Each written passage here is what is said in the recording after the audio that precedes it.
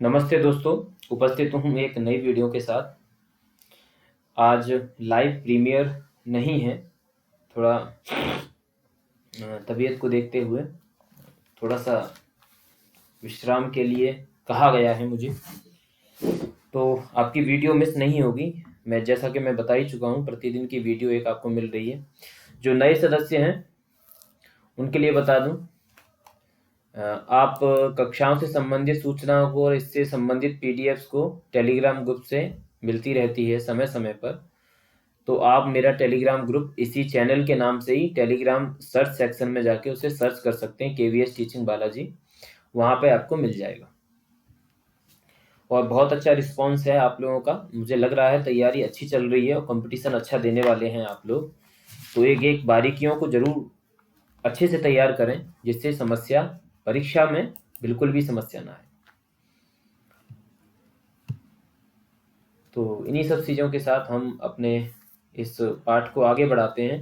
देखिए, आज जो मैंने आपको पढ़ाने के लिए चयन किया है जिस चैप्टर का, वो है व्याकरण विधि का ही वर्ण विचार। कल हम पिछली कक्षा में इस पर भूमिका पे बात कर चुके हैं। आगे जो हम बात करने वाले हैं वो वर्ण विचार है ना। तो इस वर्ण विचार की बात करें, देखिए जब भी कोई हम भाषा सीखते हैं, ठीक है, उसकी एक वर्णमाला होती है और वर्णमालाओं के अंतर्गत हम उसके वर्णों के ज्ञान के बारे में सीखते हैं। चाहे वो अंग्रेजी की वर्णमाला हो, हिंदी की वर्णमाला हो, संस्कृत की या अन्य भाषाओं की वर्णमाला हो। तो इसी क्रम में संस्कृत की एक वर्णमाला है। तो भाषा को ना सबसे छोटी इकाई के रूप में वर्णन किया गया है ना। बच्चों के हिसाब से यहाँ पे चले देखा जाए, भाषा को सबसे छोटी इकाई के रूप में वर्णन किया गया है। और पाणिनि ने वर्णमाला को 14 सूत्रों में, वर्णमाला को 14 सूत्रों में प्रस्तुत किया है, जिनको माहेश्वर सूत्र भी कहते हैं। माहेश्वर सूत्र क्यों कहते हैं? माहेश्वर सूत्र इसलिए कहते हैं कि महेश्वर ने अपने नृत्य की समाप्ति पर जो 14 बार डमरू बजाया, उससे ये 14 ध्वनियां सूत्र पाणिनि को प्राप्त हुए। अब कहीं ना कहीं ऐसा है कि उस सभा में पाणिनि जी विराजमान थे, तो उन्होंने उन डमरू की आवाज को सुना, तो उसमें से उन्होंने उन 14 सूत्रों को उसमें ग्रहण किया। ठीक है, अन्य अन्य ऐसा ही मत है सबका। अब ठीक है, तो महेश्वरात आगतानी माहेश्वराणी, है ना, महेश्वर से प्राप्त है ये, इसलिए इनको माहेश्वर कहा जाता है। अब एक श्लोक भी दिया गया है, नृत्तावसाने नटराज राजः ननाद हृत्काम नव पंचवार। नृत्तावसाने नटराज राजः नव पंचवारम ढक्काम ननाद, है ना, डमरू को ननाद बजाया, है ना। कितनी बार? नव पंचवार, 9 बार और 5 बार। ठीक है, इस तरीके से उन्होंने इसको बजाया। तो वो जो बैठे थे उन्होंने इसको एक शिव सूत्र, जो ये पूरा 14 माहेश्वर सूत्र है, शिव सूत्र जाल के रूप में उन्होंने इसको ग्रहण किया। ठीक है, पाणिनि जी के संदर्भ में। अब देखिए यहाँ पे नृत्य शब्द है और इसके लिए स्टार मार्क यहाँ पर दिया गया है ना। अगर स्टार मार्क दिया गया है। अब नृत्य के जब नटराज राज जो ढक्काम ननाद नव पंचवारम, 9 5 बार बजाया, सनकादि सिद्ध, सनकादि जो ऋषि हैं उनके सिद्ध, उनके जो है सारे काम सिद्ध हों, इसी कामना से बजाया, है ना। उद्धर्तु कामः सनकादि सिद्धान एतद् विमर्शे शिवसूत्र जालम, इसी को शिवसूत्र जालम के रूप में जो है पाणिनि ने ग्रहण किया। अब ये जो 9 5 बार इसमें जो नृत्य शब्द आया है, इसके लिए कुछ अलग से व्याख्या की गई है। इसमें आप देखेंगे, इसमें अंतिम में आप देखेंगे तो यहाँ पर ये यहाँ पर दिया गया है 10 रूपक के अनुसार। इसी पृष्ठ पर नीचे दिया गया है टिप्पणी में, नृत्य और नृत्य में भेद होता है। नृत्य भाव पर आश्रित होता है, जबकि नृत्य जो है ताल एवं लय पर आश्रित होता है। तो मेरी एक अपनी ही स्वाध्याय की एक किताब थी, अन्य तो मुझे कहीं नहीं मिला, ये मेरी अपनी स्वाध्याय की मूल किताब मेरे पास है, उसमें से मैंने ये पंक्ति निकाली और आपके समक्ष प्रस्तुत कर रहा हूं। ये 10 रूपक की है, प्रथम परिच्छेद की। ठीक है, तो इसमें ये जो आप देखेंगे, ये एक श्लोक है, नीचे से ये दूसरी लाइन आपको दिख रही हो, अगर देख पा रहे हो आप तो, अन्यद भावाश्रयम नृत्यम नृत्यम ताल लयाश्रयम। आद्यम पदा, इसको छोड़ दीजिए, इतना लीजिए आप। आपके इसमें इतना दिया गया है। देखिए 10 रूपक के जो वहां पे पंक्ति दी गई है उसको स्पष्ट कर दीजिए, इसमें कई कंफ्यूजन हो गया है ना। तो इसलिए भावाश्रयम नृत्यम भवति और ताल लयाश्रयम नृत्यम भवति। भावाश्रयम नृत्यम और ताल लयाश्रयम नृत्यम भवति, बस ये यहाँ पर स्पष्ट करना है। तो वही उसी के बारे में नृत्य शब्द जो है इसके लिए नृत्यम ताल लयाश्रय, ये यहाँ पर स्पष्ट कर दिया गया। पूछ लिया जाए तो ध्यान रखिएगा दोस्तों, ठीक है। चलिए अब इसी कड़ी में हम आगे बढ़ते हैं।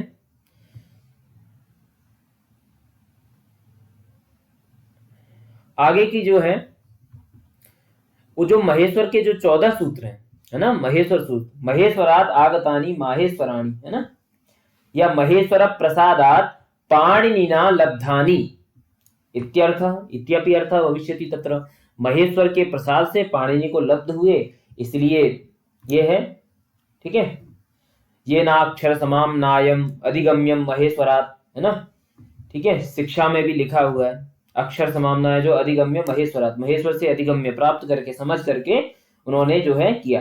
अच्छा, शिव सूत्र की बात की गई तो दोस्तों सूत्र का भी मैं आपको बता देता हूं। सूत्र के जो क्या प्रकार बताए गए हैं, सूत्र जो है 6 प्रकार का सूत्र का लक्षण किया गया है, मतलब 6 प्रकार के संज्ञा सूत्र है। एक श्लोक है इसमें, आप लोग सुन लीजिए। संज्ञा च परिभाषा च विधिर नियम एव च अतिदेशो अधिकारश्च षड्विधम सूत्र लक्षणम। संज्ञा है, परिभाषा है, ठीक है, संज्ञा परिभाषा और विधि, नियम, अतिदेश और अधिकार, इस प्रकार से 6 प्रकार के ये हो गए। ये याद रखना, ठीक है, सूत्रों की बात है इसलिए इतना जानकारी रखना जरूरी है। ये 6 प्रकार के संज्ञा च परिभाषा च विधिर नियम एव च अतिदेशोधिकारश्च षड्विधम सूत्र लक्षणम, ठीक है। तो ये हो गया। अब इसमें ये 14 सूत्र इस प्रकार से हैं। इन्हीं 14 सूत्रों से आगे हम प्रत्याहारों का निर्माण करेंगे। तो ये 14 सूत्र आप लोग पढ़ चुके होंगे। अयुण रिलरिक एओंग अयौ छह बरट लण यम गड़नम झबय गड़धस जब गड़धस ख फ छठ त चट तव कपय सत्सर हल, ये 14 सूत्र हैं। अब इन्हीं 14 सूत्रों को लेकर के पूरे प्रत्याहारों का निर्माण है, ठीक है। स्वर व्यंजन, हल व्यंजन इत्यादि अंतस्थ व्यंजन सबका निर्माण इन्हीं 14 प्रत्ययों से है। अब आगे समझते हुए चलते हैं क्या क्या है, उसके हिसाब से बोलते हैं। टू द पॉइंट ही रहेंगे हम, ज्यादा इधर उधर नहीं जाएंगे। माहेश्वर सूत्रों के आधार पर विभिन्न प्रत्याहारों का निर्माण किया जा सकता है, ठीक है। प्रत्याहार 2 वर्णों से बनते हैं, जैसे अच, इक, यण, अल, हल इत्यादि, ये 2 वर्ण हैं, ठीक है। इन 2 वर्णों से आदि से लेकर अंतिम वर्ण के मध्य आने वाली सभी वर्णों की गणना की जाती है। प्रत्याहार के अंतर्गत आदि वर्ण से वर्ण तो परिगणित होता है किंतु अंतिम वर्ण को छोड़ दिया जाता है। समझने के लिए कुछ प्रत्याहार आगे दिए जा रहे हैं। अब मैं इसको थोड़ा सा यहां और अच्छे से समझा देता हूं आपको, ठीक है। ये आदि और अंत का चक्कर क्या है, देखिए। जैसे अयुण सूत्र को यदि मैं लूं और मैं अभी ज्यादा नहीं तो केवल अयुण सूत्र से मैं अच प्रत्याहार को ले लेता हूं, वो सॉरी अण प्रत्याहार को ले लेता हूं, ठीक है, ठीक है। अण प्रत्याहार को ले लेता हूं। अब अण में क्या है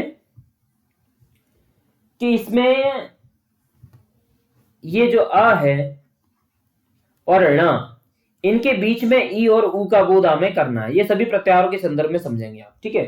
42 प्रत्याहार होते हैं। र प्रत्याहार को और माने,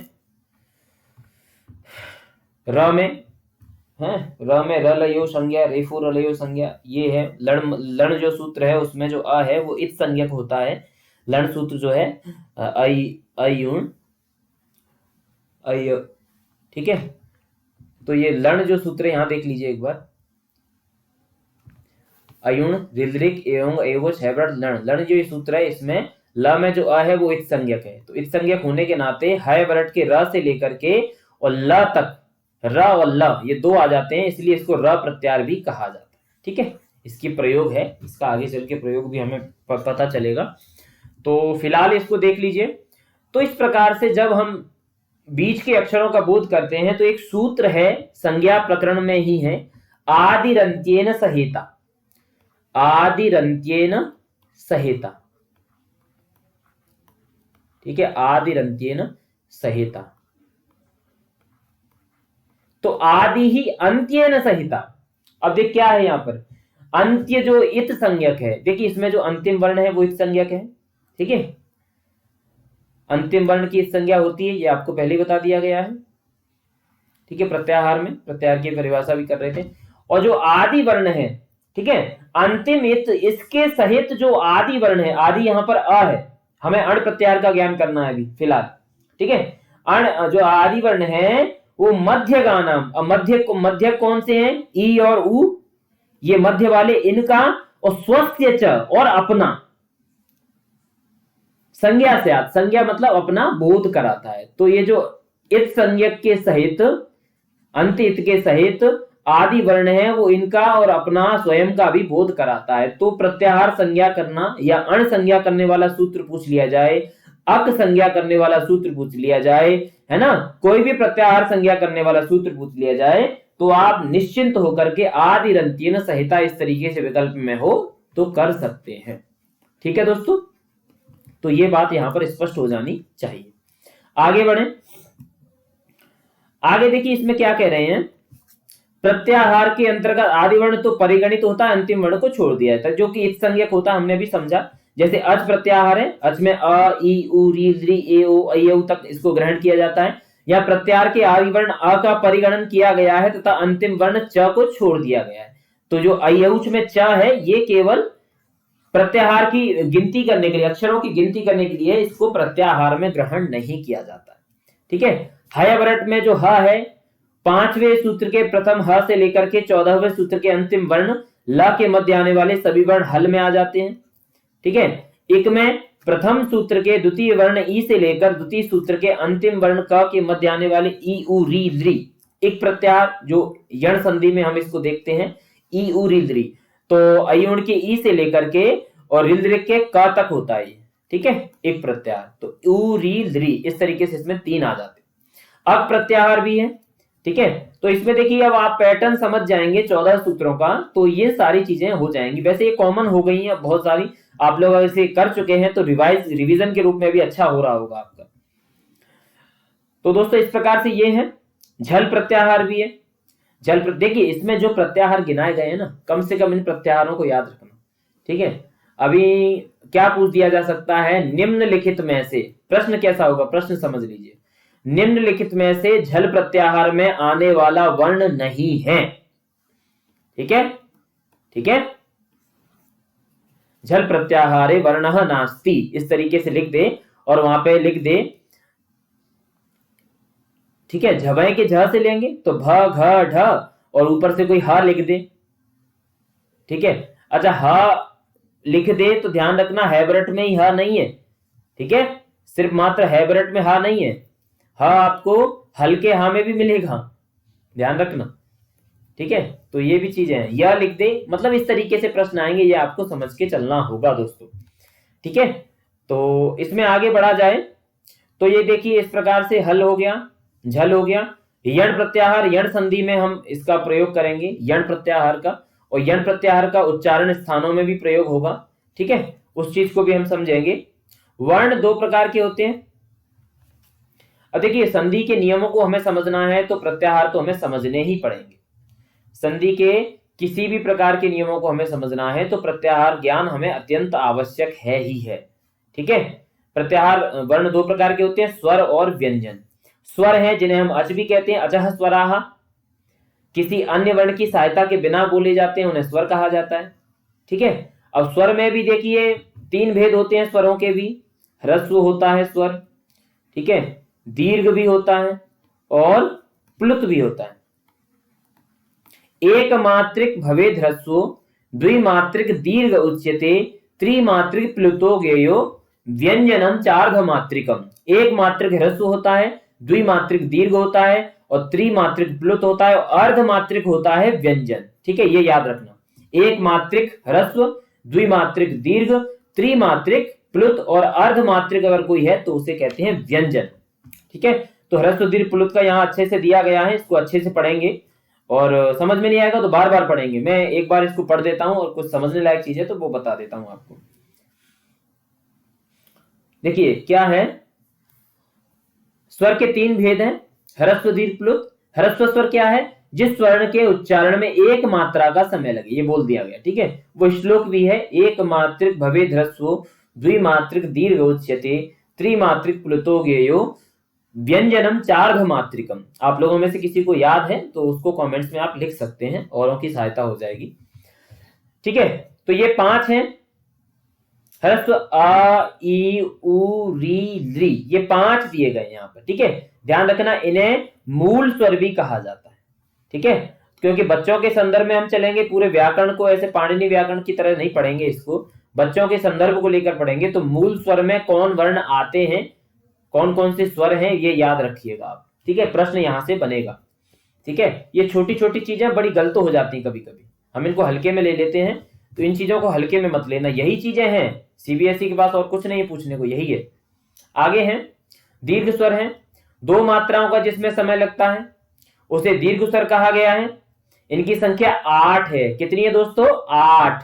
आ ई उ री ए ऐ ओ औ। इसमें इनमें से ली जो ध्वनि है उसका दीर्घ रूप ली केवल वेदों में प्राप्त होता है, ठीक है। अंतिम जो 4 वर्णों को उनको संयुक्त स्वर भी कहा गया। किसके, कौन कौन से अंतिम 4 वर्ण है, तो ए ऐ ओ और औ, ये जो 4 वर्ण है ना, इनको हम क्या कहते हैं, संयुक्त वर्ण भी या संयुक्त स्वर भी कहा जाता है। तो ध्यान रखना, संयुक्त स्वर में जो एज प्रत्याहार है ना, एज प्रत्याहार ए ओंग के ए से लेकर के और ऐ उसके च तक आता है, एज प्रत्याहार, ठीक है। ए ऐ ओ और औ, ये हो गया ए ऐ ओ औ, ये एज प्रत्याहार है। इसको हम संयुक्त स्वर में भी रख सकते हैं, संयुक्त स्वर भी है। मुझे लगता है यहां तक स्पष्ट है आप सबका, ठीक है। आगे बढ़े, उदाहरण के लिए लिख भी दिया गया है, आ और ई मिलकर के ए बनता है, ठीक है। आ ई मिलकर के ए बनता है, आ ए मिलकर के आई बनता है, और आ उ मिलकर के ओ बनता है, और आ ओ मिलकर के औ बनता है। तो क्या क्या मिलकर के क्या क्या बन रहा है, ये भी एक जानने वाली चीज है, ठीक है। आ ई से ए बनता है, जिसको आप गुण संधि में देखेंगे, ये जो है इसको गुण संधि में आप जरूर देखेंगे। इसको वृद्धि संधि में देखेंगे आप, इसको गुण संधि में देखेंगे, तीसरे वाले को, चौथे वाले को भी आप जो है वृद्धि संधि में देखेंगे, ठीक है। ये चारों चीजें हम संधि प्रकरण में भी इसी फॉर्मूले से, इसी जो है तरीके से हम इन्हें समझेंगे भी।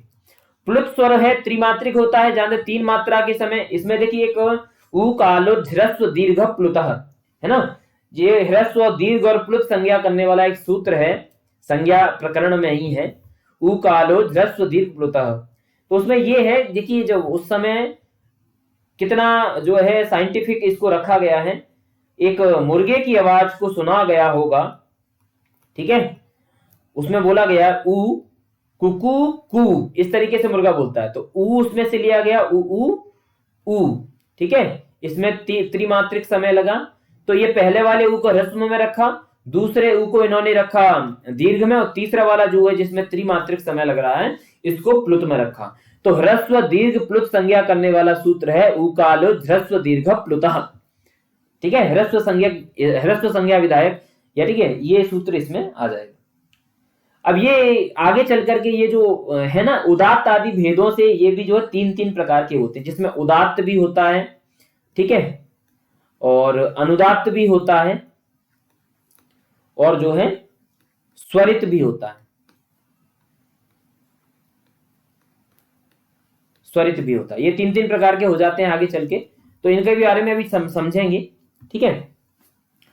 तो देखो, दूर से पुकारते हैं तो संबोधन के अंतिम वर्ण को 3 मात्रा का समय लगा बोलते हैं, उसे प्लुत स्वर कहा गया है। तो संबोधन के अंतिम में प्लुत का प्रयोग करते हैं, ये ध्यान रखना। लिपि में देखिए ये ना, पहले इसको देख लें, प्लुत स्वर को 3 की संख्या से दिखाया जाता है, ये मैंने बताया ना 3 की संख्या है, ये इससे दिखाया जाता है।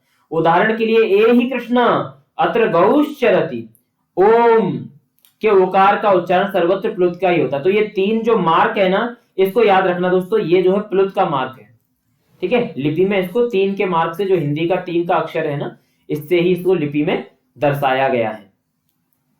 ये चीजें स्पष्ट हो गई होंगी। आगे बढ़े। सभी ह्रस्व दीर्घ एवं प्लुत स्वर वर्ण अनुनासिक एवं निरनुनासिक भेद से द्विविध है।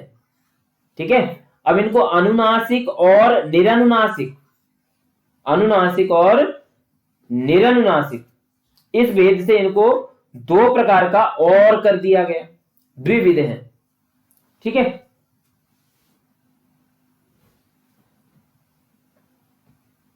ये निरनुनासिक शब्द का जो प्रयोग है इसको जो है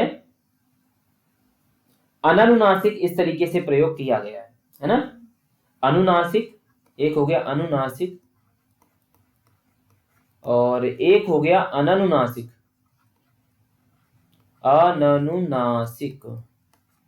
ठीक है, इस तरीके से इनको बोला गया है, अनुनासिक अननुनासिक। आगे बढ़े तो अनुनासिक क्या है? जिस स्वर के उच्चारण में मुख के साथ नासिका की भी सहायता ली जाती है, मुख सहित नासिकया उच्चार्यमाणः वर्णः अनुनासिक संज्ञः स्यात्। एक सूत्र है मुख नासिका वचनोनुनासिकः, मुख नासिका वचनोनुनासिकः, मुख सहित नासिकया उच्चार्यमाणः वर्णः अनुनासिक संज्ञः स्यात्। तो मुख के सहित नासिका के साथ जो उच्चारण वर्ण किए जाते हैं, मैं सीधा सीधा आ जाऊं तो जैसे एम, ये जो चंद्र बिंदु वाले जो आ रहे हैं, ये समस्त स्वर वर्ण इस तरीके से नासिका की सहायता से उच्चारण किए जाएंगे। निरनुनासिक या अननुनासिक कहें इसको हम, तो केवल मुख से उच्चारित होता है वह निरनुनासिक है। निरनुनासिक यानी कि अननुनासिक। ठीक है, जिन वर्णों का उच्चारण स्वर वर्णों की सहायता के बिना नहीं किया जा सकता है ना, उन्हें व्यंजन या हल वर्ण कहते हैं। इसलिए इनको अर्धमात्रिक कहा गया है। इनको जो है अर्धमात्रिक के रूप में स्पष्ट किया गया है। अर्धमात्रिक होने के नाते ही इनको जो हमें स्वर की सहायता से ही बोलना पड़ता है। आप किसी भी व्यंजन को बिना स्वर की सहायता से नहीं बोल सकते। ठीक है, आगे देखिए व्यंजन को कु चू टू तू पू इस तरीके से इनको जो है व्याकरण के क्षेत्र में जब हम पढ़ते हैं तो इस तरीके से इनको बांट दिया जाता है। कु में क वर्ग रखते हैं, चू में च वर्ग रखते हैं, टू में ट वर्ग रखते हैं, तू में त वर्ग रखते हैं और पू में प वर्ग रखते हैं। इस तरीके से इन वर्गों में इनको बांट दिया गया है दोस्तों। तो कु चू टू तू पू एते उदित, ऐसा वहां पर पंक्ति आई है कौमुदी में, तो उदित है, उ इनका संज्ञक है। बाकी इससे हम क वर्ग को समझेंगे। अब यहाँ पर प्रश्न इसमें बना सकता है कु में कौन सा अक्षर नहीं है, हालांकि सरल लगेगा, तो कु में कौन सा अक्षर नहीं है, तो इस तरीके से वहां प्रश्न ऑप्शन बना सकता है। या फिर निम्नलिखित में से कौन सा कु चू टू तू पू में अक्षर नहीं आता है, इस तरीके से भी प्रश्न बनाए जा सकते हैं। ठीक है, तो इसका ध्यान रखेंगे। अब इसमें जो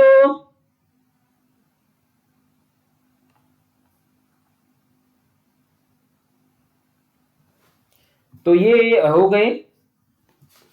अब इसमें आगे हम बढ़े हैं। अब इसमें जो वर्णों की कैटेगराइज उनको किया गया है ना, कौन कौन से वर्ण की क्या क्या संज्ञाएं होती हैं उनकी, या किस किस कैटेगरी में किस किस वर्ग में उनको रखा जाए। कुछ स्पर्श संज्ञक होते हैं, कुछ अंतस्थ होते हैं, कुछ ऊष्म होते हैं। तो मैं आपको सीधा सीधा यहीं पर क्लियर कर दूं, ये जो क से लेकर म तक जो होते हैं, कादयो मावसानाः स्पर्शाः, तो ये जो क है ना, ये कुल मिला के ये 25 अक्षर जो हैं, ये क से लेकर के और म पर्यंत, कादयो मावसाना स्पर्शाः, क से म पर्यंत जो 25 अक्षर हैं, ये 25 के 25 आपको स्पर्श संज्ञक इनको कहा जाएगा। क्या कहा जाएगा? स्पर्श। अब यहां से प्रश्न देखो 25 हो गए तो बहुत सारे विकल्प हो गए। तो यहां पर ऐसे प्रश्नों में दोस्तों नेगेटिव क्वेश्चन का ध्यान रखना, नकारात्मक क्वेश्चन कोई है ना जिसमें नहीं शब्द लगाए या ना लगाए, न अस्ति या स्पर्श संज्ञकानां वर्णानां मध्ये वर्णस्य ग्रहणम नास्ति डैश।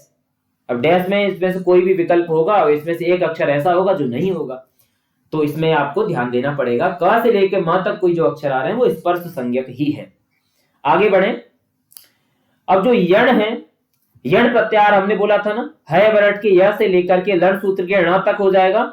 तो य ह तो नहीं है, य से ले य व र और ल, ये जो यण प्रत्याहार है, ठीक है, यण प्रत्याहार है, ये यण प्रत्याहार को ही हम अंतस्थ कहते हैं। यणोन्तस्थाः, यण क्या है? अंतस्थ संज्ञक होते हैं, तो यण को हम अंतस्थ बोलेंगे। अंतस्थ वर्ण है यण।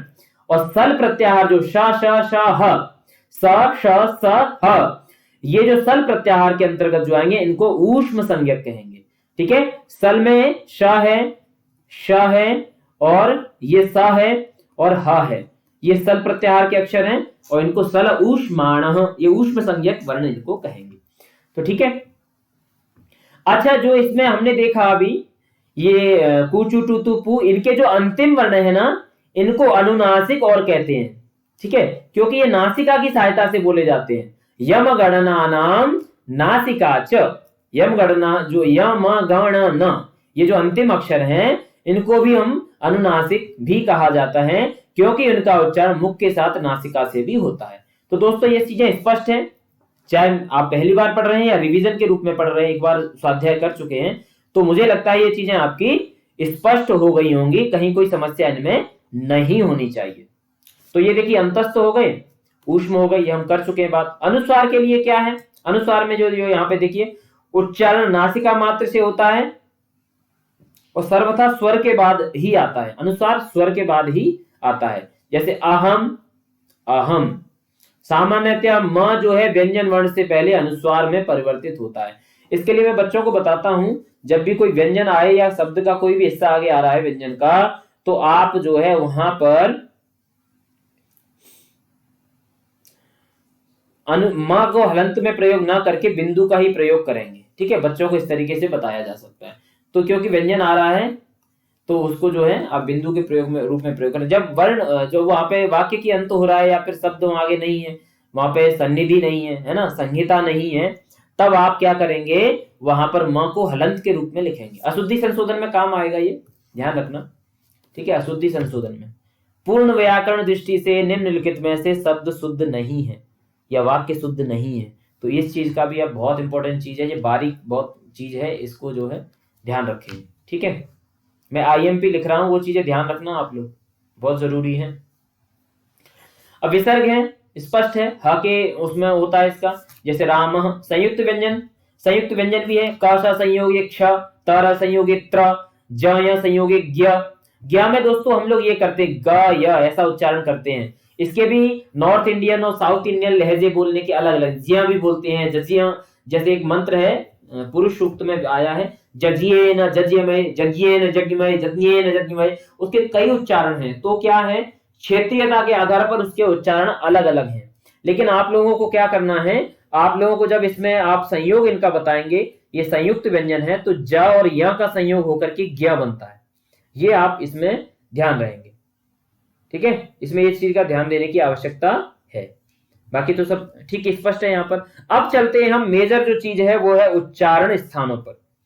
उच्चारण स्थान आपको बिल्कुल कंफ्यूज करेंगे, तो सीधी सीधी बात है, लघु कौमुदी का है, पहला ही पृष्ठ है, वो पहला प्रकरण है संज्ञा प्रकरण, उसमें तुल्यास्य प्रयत्न में एक सूत्र दिया गया है ना। उच्चारण स्थान के लिए तुल्यास्य प्रयत्न में एक सूत्र है, तुल्य हो आस्य और प्रयत्न, आस्य भवम आस्यम, तो आस्य मुख को कहा है, मुख और मुख से होने वाले, और प्रयत्न यानी प्रयत्न दो प्रकार के, आभ्यंतर और बाह्य प्रयत्न, ये जिनके तुल्य हो उनके आपस में सवर्ण संज्ञा होती है, वो तो हम इस सूत्र में है, लेकिन अब बच्चों की दृष्टि से क्या किया जाए उस चीज को हम देख लेते हैं। बच्चों की दृष्टि से क्या कह रहे हैं यहाँ पर, कंठ, तालु, मूर्धा, दंत, ओष्ठ एवं नासिका को उच्चारण स्थान कहते हैं। अब कंठ से देखिए, सीधा सीधा यहीं से समझ लीजिए, अकुह विसर्जनीयानाम कंठः, अकुह विसर्जनीयानाम, मैं समझता हूं 60-70% लोग आप में से संज्ञा प्रकरण तो जरूर देखे होंगे। अकुह विसर्जनीय, विसर्जनीय कहते हैं विसर्ग को, विसर्जनीयानाम कंठ, तो आ से आ गया, कु से कुचुटुप में कु लिया तो क वर्ग आ गया, और ह आ गया, और विसर्जनीय यानी कि विसर्ग आ गया, इनका स्थान हो गया कंठ। ठीक है, तो कंठ निकल गया। इचु यसानाम तालु, इचु यसानाम तालु, ठीक है, तो ये इस तरीके से हो गया, इचु यसानाम तालु। तो जो है अब ई है इकार, इकार मतलब समस्त इकार है ना, ये नहीं दीर्घ ई छोड़ देंगे आप इसमें। चू हो गया, चवर्ग यह है, और श ये वाला स है तालब, इसीलिए तालु स्थान होने के नाते तालव्य स इसको बोला जाता है, इनका हो जाएगा तालु। आगे है मूर्धा है, तो ऋटुरषाणाम मूर्धा, ऋटुरषाणाम, ये देखिए पंक्ति याद कर लो आप, बहुत अच्छा रहेगा, है ना। संज्ञा प्रकरण में दी गई है लघु कौमुदी के। री है ऋषि वाली री, टू का मतलब टवर्ग ट ठ ड ढ ण, र का मतलब र रेफ, और श ये मूर्धन्य सा है, जिसको हम षटकोण वाला सा या पेट चिरहुआ सा भी बोलते हैं। षटकोण वाला सा है, इसको मूर्धन्य सा भी कहेंगे क्योंकि इसका स्थान मूर्धा होता है। ठीक है, तो मूर्धन्य ऋटुरसाना मूर्धा। अब दंत दे रहा है अगला, तो दंत का है तो दंत का कर लिया जाएगा लृतुलसानाम दंता, लृतुलसानाम दंताः। ठीक है, इसका दंत ऐसे कर लिया जाएगा। तो लृ है, लृकार है, और तू में तवर्ग आ गया, ल आ गया, और ये स, ये वाला स जिसको सड़क वाला स भी कहते हैं, इसको हम दंत्य स कहेंगे। क्या कहेंगे? दंत्य स। ठीक है, तो इसका दंत स्थान हो गया। ओष्ठ है, ओष्ठ के लिए पंक्ति लिखी हुई है उपपद्मानीयानाम ओष्ठौ, उपपद्मानीयानाम,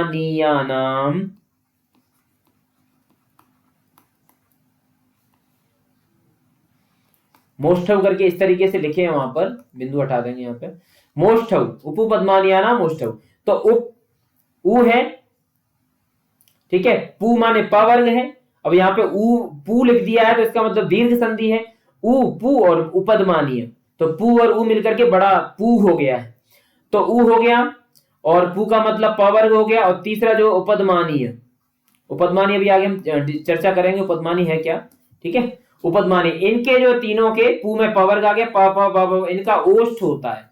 ठीक है दोस्तों, आगे कह रहे हैं नासिका, यमगणना नाम नासिका च, यमगणन, ये 5 अक्षर है, इनका नासिका भी होता है। ठीक है, यमगणना नाम नासिका च। आगे इसमें कह रहे हैं ये जो है तालिका में, इसको भी तालिका से भी समझा जा सकता है और पंक्तियों से भी याद कर सकते हो। ठीक है, तालिका से कैसे समझोगे?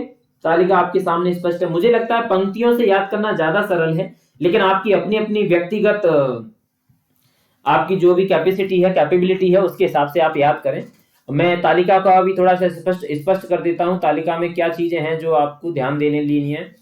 देखिए, ये सारे उच्चारण स्थान हो गए, और यहाँ पे तालिका में सारी चीजें स्पष्ट, कौन कौन से वर्ण होते हैं। स्पर्श संज्ञक ये सारे आ गए, अंतस्थ संज्ञक इसमें आ गए, और ऊष्म संज्ञक इसमें आ गए। ऊपर वाली तालिका क्लियर होगी, अब इधर वाली क्लियर कर लेते हैं।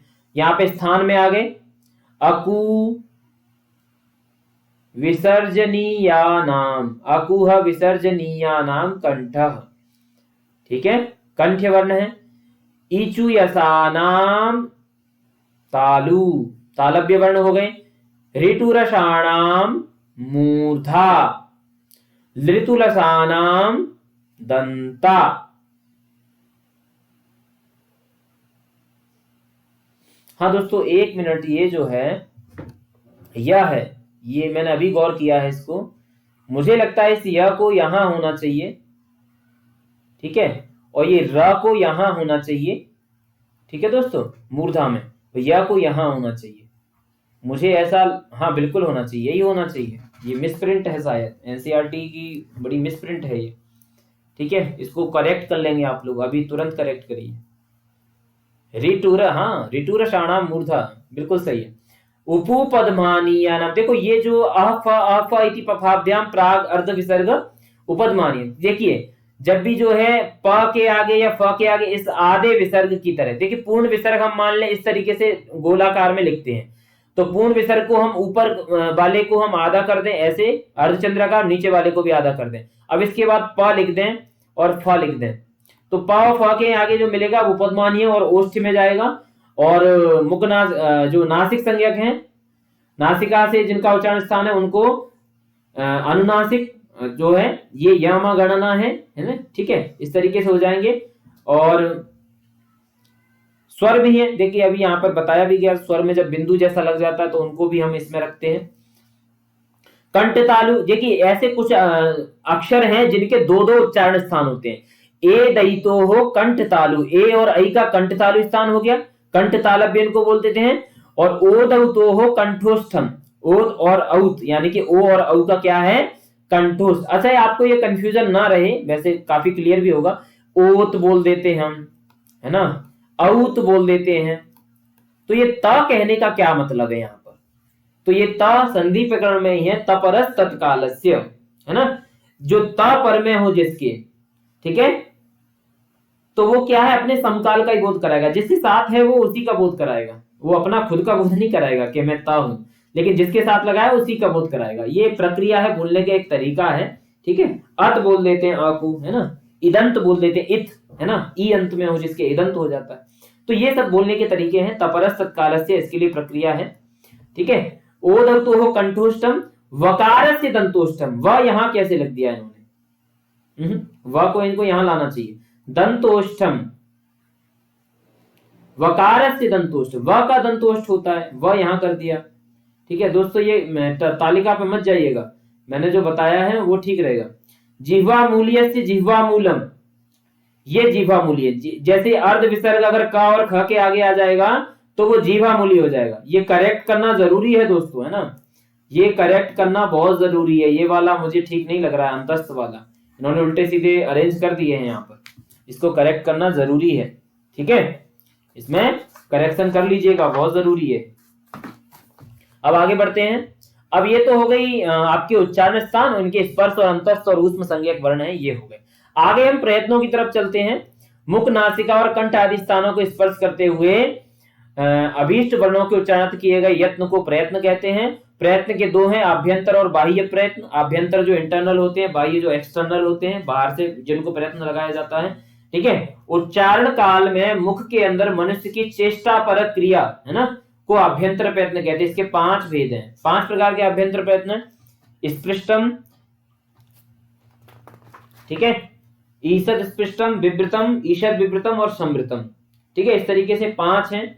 स्पृष्ट जो वर्ण है तो इसकी प्रक्रिया नहीं पूछी जाएगी, ठीक है। मुख के अंदर के विभिन्न स्थानों को स्पर्श किया जाता है जिह्वा के द्वारा, इस प्रयत्न को स्पृष्ट प्रयत्न कहते हैं। क से मां तक, कादयो मावसाना, क से मां तक सभी व्यंजन स्पृष्ट प्रयत्न से उच्चारित हैं, ठीक है।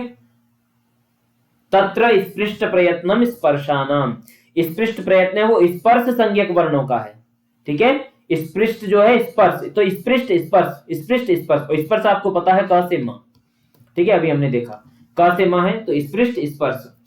आगे हैं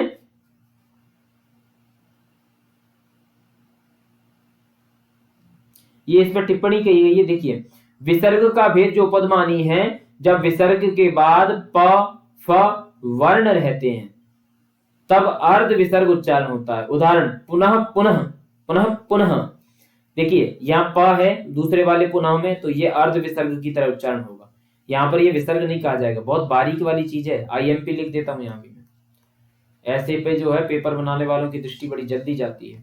प्राग अर्ध विसर्ग उपदमानी, यहाँ पे तपह फलम, फलम के फ से पहले ये विसर्ग आया है, इसलिए इसको उपदमानी की संज्ञा दी गई। जीवा मूल के लिए प्रातः काल, अह का अह ख इति कखाभ्याम प्रागर्ध विसर्ग जीवा मूल्य, तो क से पहले अर्ध विसर्ग सदृश रहेगा तो ये यहाँ पर जीवा मूल्य कहा जाएगा, ठीक है। ये नहीं, ये वाला दुखम वाला, तो ये याद रखेंगे। आईएमपी मैंने लिख दिया, ध्यान रखना, आईएमपी का मतलब बहुत जरूरी है, बार बार रिवाइज करना इस चीज को। आईएमपी जो चीज आप मार्क करते हैं ना, उसको दिन में एक बार तो जरूर देख लेना चाहिए, क्योंकि वो भूलने के चांस भी ज्यादा रहते हैं, क्योंकि कॉमन नहीं रहती तो भूलते हैं। ईसत स्पृष्टम अंतस्थान, अंतस्थ यण, अंतस्थ यण को क्या कहा गया, अंतस्थ कहा गया है, और अंतस्थ हो जाएंगे य व र ल, और इनका ही ईसत स्पृष्ट हो जाएगा, तो अंतस्थ जोड़ दीजिए, ईसत स्पृष्ट मतलब अंतस्थ हो जाएंगे। और आगे हैं विवृतम स्वराणाम, विवृत जो है स्वर वर्णों का होता है, ठीक है, मुख और विवर खुला रहता है उच्चारण काल में, इस यत्न को विवृत कहा गया है, ये स्वरों का होता है, विवृतम स्वराणाम।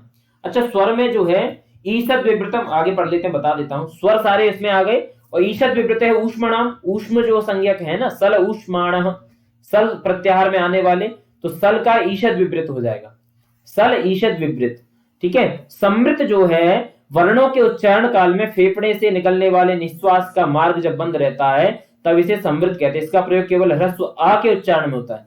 देखिए पंक्ति आई है, ह्रस्वस्य अवर्णस्य प्रयोगे समृतम, जब इसका जो है प्रयोग हम करते हैं किसी श्लोक में या कहीं भी प्रयोग करते हैं तब ये समृत का रूप लेकर प्रयुक्त होता है।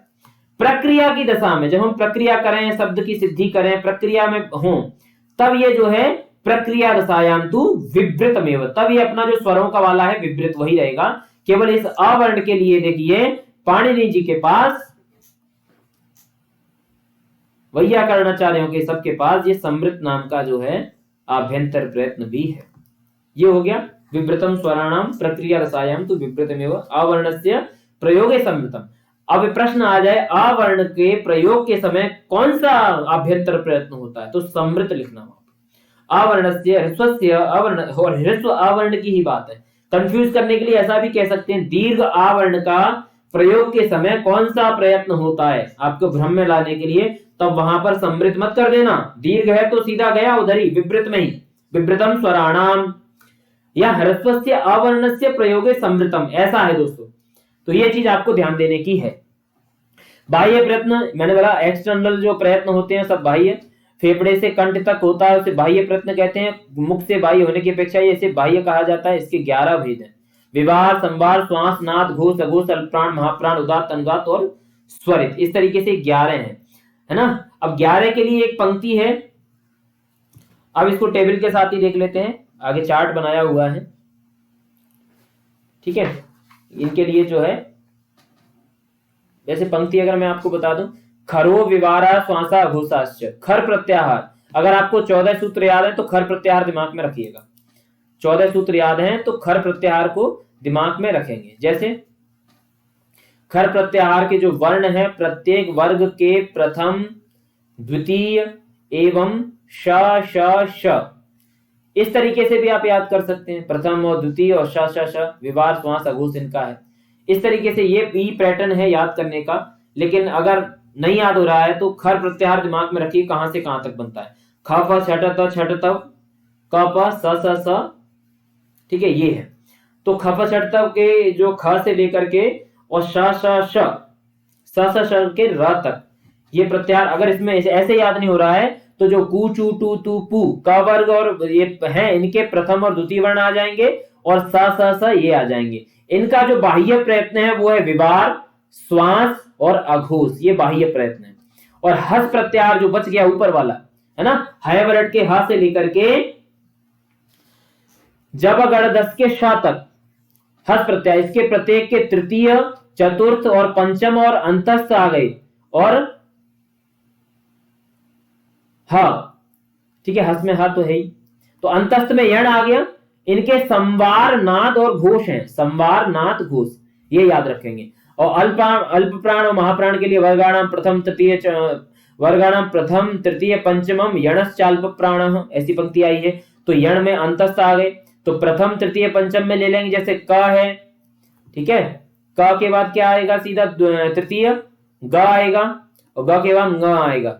तो ये इस तरीके से आपको पांचों में ले लेने, वर्ग, पांचों वर्ग की बात करेंगे, ठीक है। तो ये आ जाएंगे और अंतस्थ वाले जो य वाला और आ जाएंगे। तो वर्गाणाम प्रथम तृतीय पंचमम यणश्च अल्प प्राणाः, एक पंक्ति याद कर लो तो शायद याद हो जाएगा। पंक्ति याद नहीं हो रही तो इस तरीके से देखो दोस्तों, आपके हाथ में किस तरीके से आप इसे याद करना चाहते हैं। महाप्राण के लिए वर्गोण के द्वितीय, चतुर्थ और वर्ण, वर्गाणाम द्वितीय चतुर्थ सलश्च, सल, सल प्रत्याहार यानी कि उष्म संज्ञक वर्ण, ये सारे को महाप्राण बोलते हैं। हाँ? और समस्त जो स्वर वर्ण है वो उदात्त और अनुदात्त स्वरित, ऊपर जो हमने बात की थी, ये स्वरित में, स्वर वर्ण में चले जाते हैं। इस प्रकार से ये हो जाएगा। आगे इसमें ये सारी चीजें हो गई हैं, ठीक है। अब इसमें जो बात बताने वाली है वो ये है कि प्रत्याहार जो इसमें दिए गए हैं जरूरी नहीं है वही प्रत्याहार आपसे पूछे जाएं। 42 के 42 में से, और मैं कह रहा हूं र प्रत्याहार के संदर्भ में भी पूछ लिया जाए तो कोई बहुत बड़ी बात नहीं होगी दोस्तों। इसके लिए संज्ञा प्रकरण आ गए, यदि आप पढ़ लें तो मुझे लग रहा है ये चैप्टर वर्ण विचार वाला अच्छे से पूरा हो जाएगा। पूरा संज्ञा प्रकरण लघु कौमुदी का उसमें है, ठीक है। संज्ञा वैसे मैंने लगभग आपको बता दिया है शॉर्ट में सारा, ज्यादा पढ़ने की उसको आवश्यकता नहीं है। ऐसा मत सोचना सर आप ही पढ़ा दो संज्ञा प्रकरण, हमें उसमें एक चैप्टर एक्स्ट्रा नहीं पढ़ाना है। काम की चीजें हमने ले ली है उसमें से, ठीक है। बाकी ये चीजें हैं प्रत्याहार, इनको प्रश्नों को हल करिए। एक प्रत्याहार आपको पता है ना, अयुण के ई से लेकर के रिलरिक के क तक बनेगा, ठीक है। ई से क तक अपने आप इनको सेट करिए, 14 सूत्रों की प्रैक्टिस करिए। जस को सेट करिए, ऐच को सेट करिए, हस को सेट करिए, अट को भी सेट करिए और झस को भी सेट करिए। 14 सूत्र आपके इसी में है। अगर ये बुक आपके पास नहीं है अभी तक तो ले लीजिए दोस्तों, बहुत जरूरी है। मैं इस पीडीएफ को तुरंत अभी क्लास होने के बाद मैं आपको तुरंत भेज दूंगा समूह में, टेलीग्राम समूह। मैंने कहा आपसे टेलीग्राम समूह से आप जुड़ सकते हैं। केवीएस टीचिंग बालाजी सर्च करेंगे टेलीग्राम सर्च सेक्शन में मिल जाएगा चैनल, और हम सब साथी 450 के आसपास उसमें हैं और बढ़ते रहेंगे इसी तरीके से। अब उच्चारण स्थान है तो काद अकुह विसर्जनीया नाम कंठ, ऋतुरसानाम मूर्धा, उपपद्मानीया नाम ओष्ठौ, इचु यसानाम तालु। पंक्ति याद है ना तो कोई दिक्कत नहीं आ रही, पंक्ति याद नहीं है तो दिक्कतें आएंगी, फिर आप उंगलियों पे गुणा भाग लगाओगे, चार्ट याद किया होगा उसको लगाओगे। पंक्ति याद है तो कोई समस्या नहीं आने वाली, पंक्ति याद करना जरूरी है।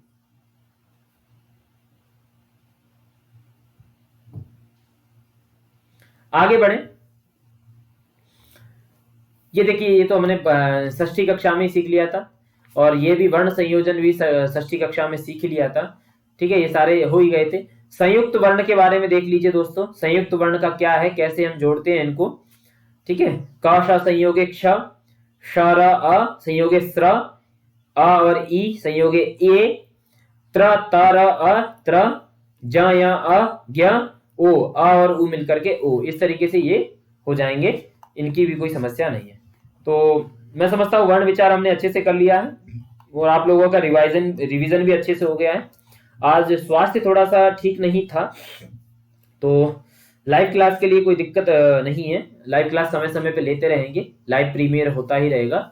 बस आप लोग पढ़ते रहिए दोस्तों, और जुड़े रहिए इस चैनल से, और भी महत्वपूर्ण चीजें हम करते ही रहेंगे, आगे बढ़ेंगे। परीक्षा के संदर्भ में अभी कोई ऑफिशियल न्यूज नहीं है, सिर्फ और सिर्फ रूमर्स हैं, अनुमान है, फरवरी में होगी। तो हमने भी, अब हम भी पब्लिक ही हैं, कोई स्पेशल तो है नहीं है। ठीक है, ये हो सकता है कि थोड़ा सा डिपार्टमेंट के हैं तो अंदर से सूचना पहले थोड़ी मिल सकती है, संभावना है, वो पूरी संभावना है, लेकिन ऐसा जरूरी नहीं है कि हमें पहले सूचना मिले आपको बाद में। ठीक है, तो उन सब में ध्यान मत दीजिए, और सोशल मीडिया से थोड़ा सा दूरी बना के रखिए, है ना। ये क्लास के संदर्भ में आप यूट्यूब वगैरह चलाते हैं, बहुत अच्छा है, पढ़ने के संदर्भ में चलाते हैं, बहुत बढ़िया है, लेकिन थोड़ा सा सोशल मीडिया से दूरी बनाइए अगर वास्तव में आपको चयन चाहिए। मेरे पास व्यक्तिगत बहुत मैसेज आते हैं, मैं चाहता हूं कि ऐसे लोगों का जरूर हो, बहुत नीडी है, जो जिनको जॉब की बहुत ज्यादा जरूरत है और परिश्रम भी कर रहे हैं, जो ऐसे लोगों को जरूर मिले जॉब। आप इन्हीं शुभकामनाओं के साथ बस बने रहिए दोस्तों, तैयारी करते रहिए। बहुत बहुत धन्यवाद। जयतु संस्कृतम, जयतु भारतम।